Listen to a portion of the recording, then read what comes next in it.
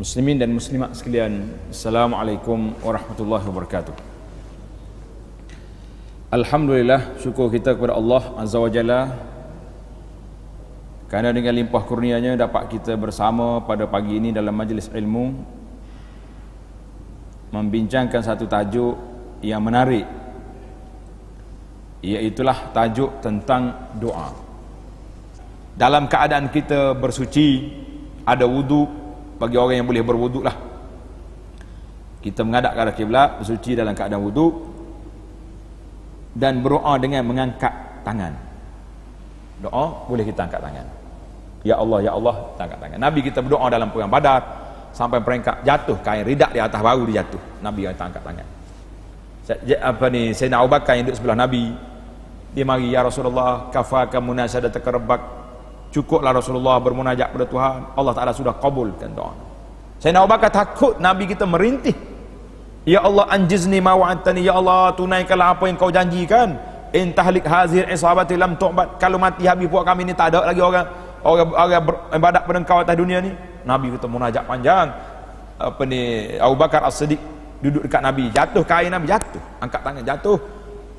Imam Suyuti tulis sebuah kitab Fadlul Wi'a fi raf'il yadaini fi du'a. Dia bawa 80 hadis yang menunjukkan bahawa ada setengah hadis itu dhaif, ada yang kuat menunjukkan Nabi kita mengangkat tangan ketika berdoa. Alhamdulillah. Jadi ini di antara adab. Kalau yang terlebih dahulu membersihkan, bersiwak, gosok gigi dulu. Ni dengan mulut yang busuk-busuk hidup doa dengan Tuhan, ini tidak beradab. Melakukan suatu amalan soleh terlebih dahulu. Jadi yang cantiknya kalau sebelum kita doa tu buat dulu. Masuk masjid nak doa tu ada hajat banyak, letak dalam tabung tu banyak-banyak sikit. Baru pergi berdoa. Jumpa orang pakai miskin tengah jalan tu, bagi dulu. Kalau boleh beli nasi mandi sudah, letak dalam kereta sebelum sampai masjid tu, habis rumah orang miskin bagi dulu. Sampai masjid pula masuk dalam tabung, lepas tu baru doa. Jadi ini semua ni pintu-pintu, nak buka pintu-pintu mustajab doa.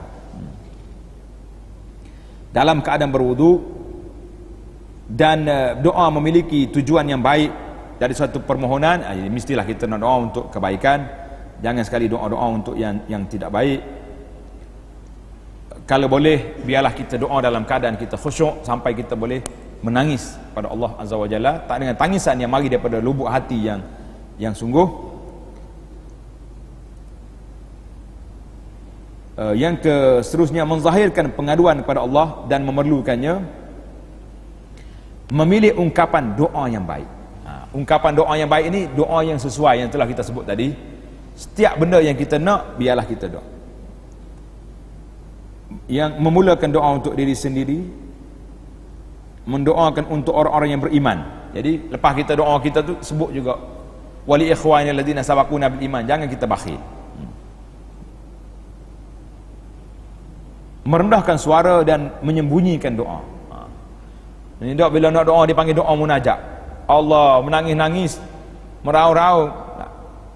Munajat itu makna apa tuan-tuan? Apa makna munajat? Munajah dengan makna orang ini berbisik dengan Allah. Itu makna munajat. Tapi kita hari ini sudah bertukar format. Bila sebut zikir munajat, melaung habis satu masjid. Malam ni salat hajat perdana bermunajat. Habis munajat tu kuat suara, bawa ustaz-ustaz khas, lagi banyak dia punya fees, lagi tinggi dia punya darjat doa. Saya tak tahu, bukan semua ustaz yang ikhlas ramai, tapi mungkin ada. Dia kata masjid ni hebat ni, orang kaya-kaya ni panjang sikit doa. Kita bimbang macam ni berlaku. Yang kita naknya bangun seorang-seorang pada waktu malam bermunajat, ud'u rabbakum tadarruan wa khufyah. Doa dengan cara merendah diri dan khufyah, cara senyap, cara sembunyi. Bila Nabi SAW jalan dengan para sahabat, mereka bertakbir kuat. Nabi kata, arbi'u ala anfusikum, para sahabat, janganlah susah menyusahkan diri kamu, kasihan diri kamu sendiri susah. Innakum la tad'una asamma wala ghaiba, kamu bukan seru Tuhan yang tuli tak dengar, bukan Tuhan yang gaib, yang tak nampak kamu. Innakum tad'una sami'an qariban wa huwa ma'akum, kamu berdoa pada Allah Ta'ala yang dekat, dia bersama dengan kamu. Jadi tak payah kita duduk melaung-laung lagi dalam masalah ini. Ini di antara adab-adab yang perlu kita Kita baca, kita belajar dalam masalah doa ini. Jadi di antara yang besar yang kita nak lagi, iaitulah ikhlas kita kepada Allah Azza wa Jalla dalam berdoa tadi. Kerana bila kita tidak ikhlas, maka habislah dia punya tujuan kita. Yang seterusnya, jangan sempitkan doa. Bila kita nak doa, ya Allah berikanlah keselamatan ini kepada kami dan keluarga kami saja. Orang lain jangan berilah. Minta selamat, ya Allah selamatkan kami, selamatkan keluarga kami, selamatkan anak-beranak kami. Anak-beranak kami itu habis. Selamatkan masyarakat kami. Semua orang dapat belakang. Ni kadang-kadang kita bakhil nak doa. Kita doa untuk kita, ya orang lain tak payah. Nabi kita larang, jangan kita persempitkan benda yang luas. Dan orang yang mendengar, tolong aminkan doa. Kalau orang dengar, dia aminkan doa kita, itu baik. Memohon kepada Allah Azza wa Jalla dalam bentuk semua urusan, sama ada kecil atau besar. Kecil ke besar ke, kita minta belakang dengan Allah Azza wa Jalla. Sebab apa? Kalau tidak, kita rasa ini tak penting, ini tak penting lah. Penting semua. Nabi kita suruh Nabi Musa, Allah SWT perintah Nabi Musa, hatta syirakan ali, tali kasut memutus pun meminta dengan Allah Azza wa Jalla. Selain daripada tadi yang kita sebut, di antara syarat-syarat lagi kita nak doa, yang pertama sekali ikhlas. Ini kena tanda syarat nak doa, biarlah kita ikhlas pada Allah Azza wa Jalla. Kalau tidak ikhlas, masalah kita ni.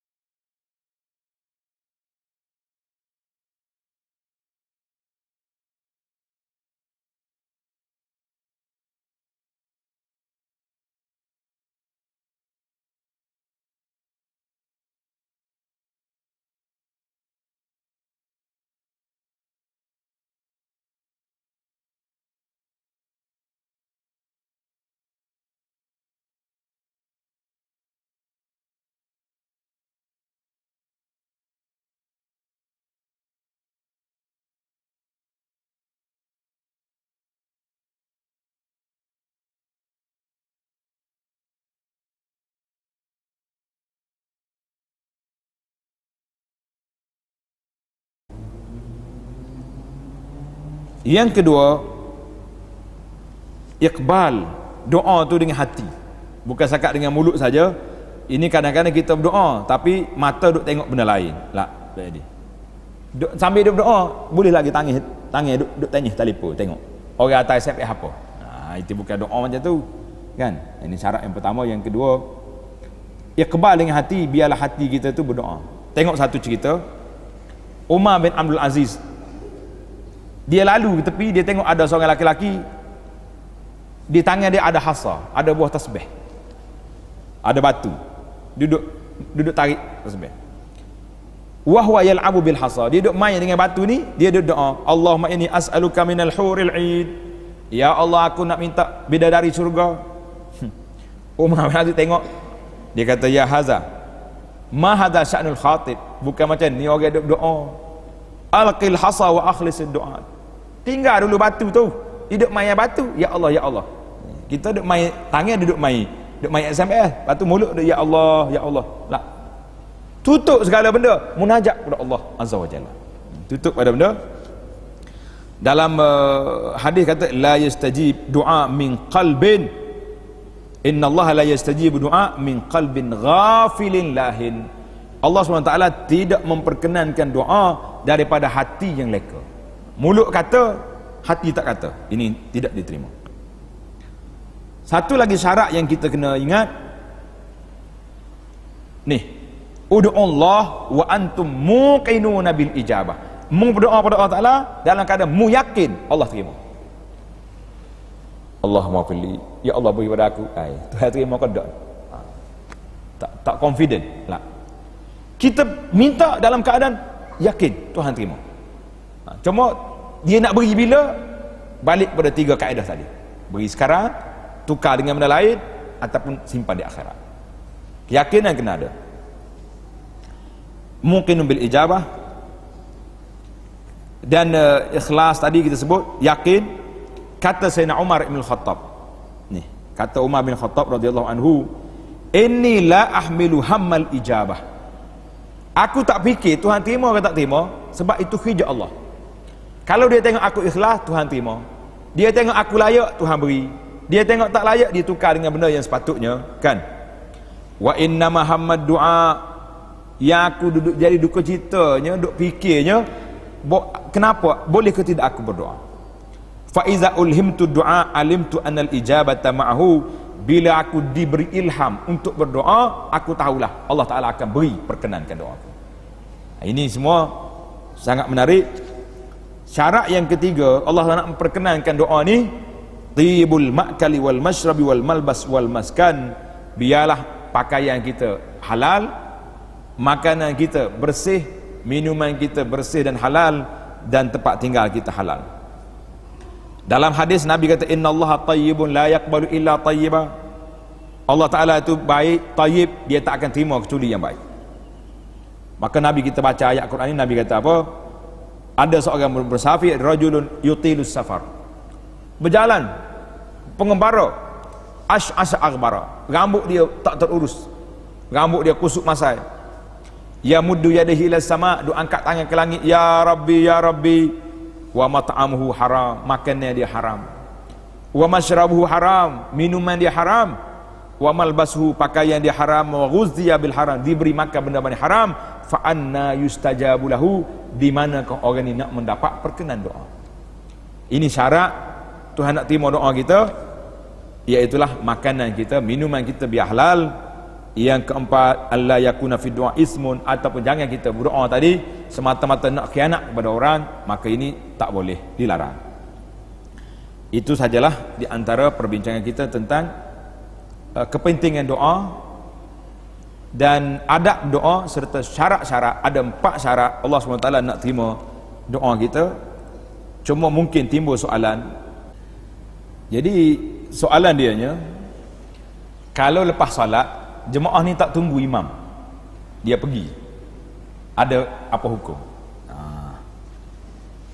Kita kena tengok, lepas solat itu ada zikir yang Nabi kita sallallahu alaihi wasallam ajar. Zikir yang Nabi kita ajar, iaitulah astaghfirullah, astaghfirullah, astaghfirullah, Allahumma antas salam wa minkas salam, tabarakta ya jalul ikram. Ada 10 bacaan lepas salat. Tuan-tuan boleh tengok dalam risalah yang saya keluarkan, tajuk dia zikir selepas salat itu. Tapi kalau kita nak cepat, makmum nak cepat, biasalah orang ni ada hal masing-masing. Ada yang nak ambil anak sekolah tengah hari, ada orang yang nak pergi sana sini, ada orang. Jadi tidak menjadi kesalahan selepas daripada dia salam bersama dengan imam, dia berzikir cepat seorang dia, kemudian dia pergi, tidak menjadi masalah. Jadi tak boleh kita kata, tutup pintu, jangan keluar, semua kena zikir dululah. Tidak salah. Nabi SAW dia tak zikir beramai-ramai, dia zikir seorang dia, dan dia ajar pada sahabat supaya berzikir semua. Jadi ada sahabat yang tunggu sampai habis, ada sahabat yang pergi dulu.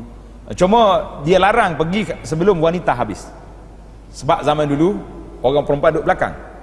Nabi suruh wanita keluar dulu, barulah laki-laki bangun. Itu di antara adab. Jadi tidak ada kaitan di antara solat jamaah tu mesti kena tunggu sampai imam selesai doa dulu baru kita pergi. Dan tidak syarat kita baca doa dengan imam. Mungkin kita ada masalah, sakit, masalah apa-apa benda hajat, imam dia tak tahu, semua makmum ada masalah. Kalau imam nak cek semua belum solat, mari senarai dulu. Berapa lama imam mau doa? Orang ni sakit, orang ni nak tu, orang ni masuk tender, orang ni anak nak exam, orang ni nak minta kerja, orang ni nak kahwin. Habis imam hanya doa umum. Allahumma rabbana atina fid dunya hasanah, Allahumma rabbana taqabbal minna, itu. Kita yang ada masalah tersendiri, kita doa untuk kita, masing-masing berdoa. Cuma jangan berlawan doa lah. Bila imam doa sini, kita duduk rabbana atina belakang juga lah, itu menceradukan. Jadi tengok dalam adat-adat yang tertentu. Jadi kalau apa doa yang kita nak, kita doa. Karena itu saya sebut tadi, jangan hanya membaca doa, kita kena berdoa. Apa makna kena berdoa? Kita berdoa apa yang kita nak. Saya perhati 2 tempat yang besar. Iaitulah ketika Nabi kita sallallahu alaihi wasallam berwukuf di Arafah. Arafah ni hari mustajab doa. Mustajab doa di Arafah. Orang tak dengar Nabi doa apa. Dia duduk atas unta dia, angkat tangan begini. Siapa sahabat kata waktu jatuhnya tali unta Nabi, tali unta jatuh, Nabi kita sebelah angkat tangan, sebelah cari tali unta. Tapi tak ada riwayat doa Nabi doa apa. Dia berdoa sepanjang hari sampai ke maghrib. Ini menunjukkan Nabi kita bila tempat mustajab doa, dia tak bagi format khas, dia suruh berdoa. Satu lagi tuan-tuan tengok dekat Kaabah waktu duk tawaf, tempat mustajab doa, tidak didengari, tidak diajar kepada sahabat kecuali Rabbana atina fid dunya hasanah. Mana orang pergi haji sambung, wa fil akhirati hasanatan wa qina azabannar, kan di antara rukun Yamani dengan Hajar Aswad. Hak lain ada riwayat lain yang sahih yang Nabi itu tak ada doa. Nabi kita berdoa. Tempat mustajab doa, Nabi kita openkan doa, meminta apa yang kamu nak. Cantik.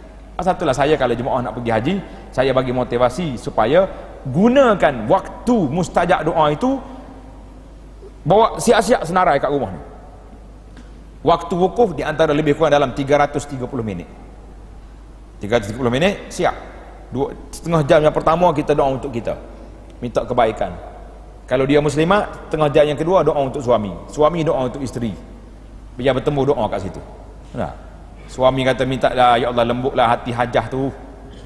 Hajah pula, ya Allah jangan buka hati dia kecuali saya seorang je, selagi saya hidup. Kan sedap kita bertemu doa kat tengah-tengah mustajab tu, baru balik sama seorang pula, kan tak kacau punya. Kemudian tengok anak yang pertama masalah apa, baik dengan orang, dengan Tuhan pula masalah, semayang tak berapa. Yang kedua Masya Allah ibadat kuat, kerja malas. Sebut seorang-seorang. Tempat mustajab doa kita pergunakan semaksimal mungkin mengadu kepada Allah Azza wa Jalla. Ini cantik.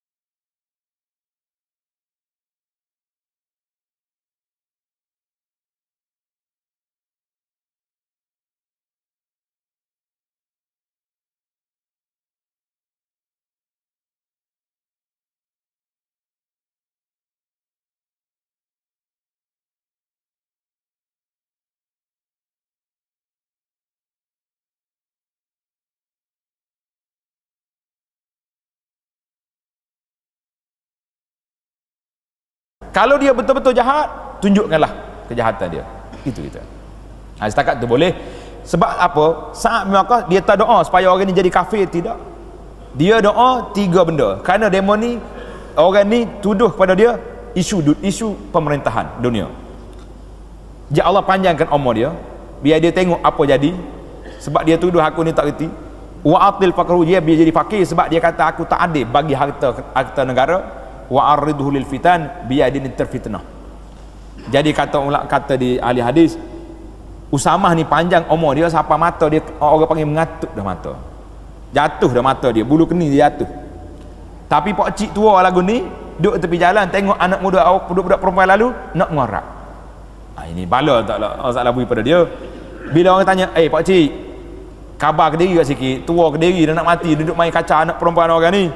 Dia kata apa? Syekhun kabir maftun asabatin da'watu Sa'ad. Aku ni kena doa ke Sa'ad biar berwakaf, seakan aku kenak dari dulu doa dia ni mustajab, aku jadi macam ni hari ni.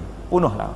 Jadi kadang itulah para ulama mengatakan kita kena zalim secara manapun, al-afwu, memaafkan orang lebih baik daripada kita berdoa kepada orang. Jadi panjang lagi lah, yang pentingnya doa orang zalim ni sangat mustajab berdoa, jangan duk main-main. Ada lagi cerita-cerita lain lagi. Kalau kita bahasa Arab, kita lafazkan Allahumma ufilli, Allahumma rzuqni, Allahumma inni as'aluka salamah, minta, tidak jadi masalah. Cuma kalau nak doa bahasa Melayu, baru kita doa dalam hati kita kena minta. Kata ulama, doa yang mustajab itu apabila terhimpun 3. mulut kata, hati pun kata, dan perasaan dia semua sekalinya. Tempat yang dia berdoa pula tempat mustajab, insya-Allah faqaminun ya yustajab lahu, maka orang ni sangat dekat untuk penerimaan doa itu. Apakah yang menyebabkan atau puncanya jika seorang itu malas berdoa dan tidak bersungguh-sungguh dalam berdoa? Puncanya balik kepada hati kita sendiri. Kita tidak rasa doa ini penting. Tadi saya dah sebut berapa belas kepentingan berdoa. Jadi bila kita ada motivasi macam ni, barulah kita rasa doa ni penting rupanya. Ingat tak mustahak. Barulah kita rasa minta yang kecil, yang besar, Tuhan terima ke tak terima atas dunia ni, kita ada pahala di akhirat. Barulah kita rasa nak doa. Ni hari ni kita rasa doa tak doa macam tu je juga, tak dapat. Jadi mula tak nak doa, mula kecewa dia panggil. Kecewa dengan siapa? Dengan Allah.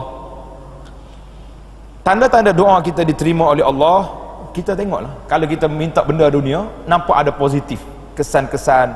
Orang sakit tu nampak nak sihat, itu di antara tanda dapat doa dalam solat. Ketika sujud, dan dalam solat kita, di antara tempat yang diberi kita berdoa ketika kita rukuk, boleh kita doa. Dan tempat yang digalakkan sangat dalam sujud dan di akhir salat sebelum bagi salam. Itu kita doa. Kalau kita ada hajat sungguh-sungguh nak, kita doa dalam sujud. Lepas pada sujud dan sebelum bagi salam, doa lagi sekali. Ini tempat. Cuma saya tak tahu hari ni ada format baru pula. Lepas bagi salam, assalamualaikum, sujud pula doa. Sujud atas nama apa? Maksud Nabi kita sujud wa huwa sajidun itu dalam salat, bukan di luar salat. Sujud dalam salat. Jadi kita doa. Mana ada riwayat Nabi kita setiap kali nak doa semua dia sujud belaka? Tak ada. Jadi kita buatlah benda-benda yang terbaik. Cuma mungkin tuan-tuan atau perempuan nak doa dalam salat bahasa Melayu tak boleh. Jadi kita doa lepas salat, ya Allah, aku nak. Dalam salat kita kata dulu setakat mana yang kita boleh kata, dengan kita niat yang kita naknya benda tu, dan lepas salat kita doa lagi. Ini banyak masalah yang kita tengok, masalah fiqh. Kadang-kadang kita tak teliti doa waktu khatib khutbah. Bila kau kata Allahumma ufil minna, apakah doa kena angkat tangan ke tidak? Makmum tak payah angkat tangan. Makmum tidak angkat tangan, hanya dengar apa yang dibaca. Karena doa tu doa dia, doa khatib, bukan doa kita. Jadi khatib berdoa, jadi kita angkat, kita diam ya. Kalau nak amin juga pun amin secara perlahan dalam hati, amin gitu. Tak payah angkat tangan, tak apa. Kecuali kata ulama, kalaulah khatib dalam doa Jumaat minta hujan, Allahumma aghithna, maksud baru dia angkat tangan. Tapi kalau doa biasa tak payah angkat tangan. Cuba tengok balik dalam kitab-kitab fiqh kita lah. Yang kedua masalah dalam menghadap ke mana? Bila kita pergi ke Masjid Nabawi Syarif, kita bagi salam pada Rasulullah kan. Kita menghadap Rasulullah, Assalamualaikum ya Rasulullah, Assalamualaikum ya Habibullah. Sudah bagi salam, kita pergi ke hujung menghadap ke arah kiblat. Jangan hadap doa tu ke arah kubur Nabi. Sebab doa qiblatud doa, kiblat orang berdoa ni ke arah Kaabah. Kiblat doa ke arah Kaabah. Imam Nawawi pun sebut dalam kitab dia, dalam kitab dalam kitab apa ni, syarah kepada Idhafil Manasik, dia sebut adab doa ni dekat kubur Nabi, kita kena doa ke arah kiblat, bukan doa menghadap ke arah kubur. Yang ketiga masalah doa solat jenazah. Solat jenazah ni jelas dah, belajarlah dalam kitab Arab ke kitab Melayu ke kitab fiqh kita, semua mengatakan doa kepada jenazah selepas takbir yang ketiga. Takbir yang pertama Fatihah, takbir yang kedua selawat, takbir yang ketiga doa. Situ tempat dia. Cuma ana pun tak pasti kenapa di tempat kita ni jadi format dia bertukar. Di situ imam baca pendek, Allahumma fillahu warhamhu wa afiyahu, Allahu akbar, takbir yang keempat, lepas salat baru berdoa. Doa tu dalam solat, nama dia salatul janazah. Tak ada rokok, tak ada sujud, tak ada tahiyat, tak ada qunut. Yang dia adanya doa. Tiba-tiba di tempat yang diminta berdoa, dalam takbir yang ketiga kita tak doa, kita doa peringkas kerana nak doa lepas salat. Jadi kita telah menukarkan format doa yang telah digariskan oleh Nabi sallallahu alaihi wasallam Karena sebab apa wallahu alam, kena cari dalam bila ke puncanya berlaku format doa lepas solat. Yang Nabi kita suruh doa pula ada lepas solat atas kubur. Lepas kita bawa jenazah pergi kubur, masuk dalam kubur, Nabi kata is'alu li akhikumus sabat fa innahu al-ana yus'al. Nabi kata mintalah kepada saudara kamu dalam kubur ni sabat, keteguhan jiwa, kekuatan iman. Dia sekarang ditanya oleh malaikat, oleh Munkar dan Nakir. Ada, bukan lepas salat di masjid, pergi ke kubur, doa di situ. Fa innahu al-ana yus'al. Dia sekarang ni ditanya. Nah, ini di antara fiqh doa yang kita belajar pada hari ini, insya-Allah. Mudah-mudahan ada satu garis panduan untuk kita dalam berdoa kepada Allah Azza wa Jalla. Doa ni satu ibadat. Kita simpulkan, doa ialah ibadah. Bila ibadat tak boleh kita doa sewenang-wenang. Di antara adab kitanya ikhlas kepada Allah Taala, doa minta benda yang bermanfaat untuk dunia dan akhirat. Tapi jangan sekali-kali doa untuk maksiat. Ya Allah, luluskanlah pinjaman riba aku dengan bank. Jangan. Kita tahulah benda derhaka 100% kepada Allah. Anak kita masuk pertandingan Ratu Cantik, mak dia bangun tahajud tengah malam, ya Allah benangkanlah anak perempuanku yang disayangi. Kita menghancur menjahanamkan anak kita doa dengan Tuhan. Lah. Tak ada doa untuk maksiat. Kalau maksiat juga kita doa minta Allah Taala beri hidayah supaya orang itu bertukar tak nak buat maksiat. Nah ini. Jadi ada adab doa, tempat-tempat mustajab doa itu banyak. Di antaranya pada waktu malam, di akhir salat, dekat Kaabah, hari Arafah. Jadi jangan waktu kita puasa, dekat nak buka puasa, kita berdoa pada ketika itu. Jadi banyak lagi lah ada syarat adab doa ni. Waktu istajabah ada 50 tempat yang digariskan dalam kitab ini, tapi oleh kerana masa kita sudah cukup, anda rasa itulah panduan yang boleh kita lakukan.